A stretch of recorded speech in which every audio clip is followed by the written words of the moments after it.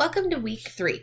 This week we're going to talk about using effective resources. So we're going to explore effective resources for teaching and assessing ELs, and then we're also going to start on our bibliography assignment to build that stockpile of rich resources that align to our standards. So this week we're going to read 2 chapters from the books, 22 and 26, and then we're going to also read an article about web quests. I'm sure you've probably heard about web quests at some point in your education experience so far, but this talks specifically about using them for ELs. I'm not saying web quest is the answer to everything. I'm just saying this is a different tool and we have to look at it through that lens of ELs. So how do we specifically do better with that? And then you're going to watch the assignment explanation video and review the directions for our bibliography and webliography assignment. And then we're going to complete our week 3 reading reflection. And then by Friday, email me with your location for your instructional project. Let me know if you have any questions.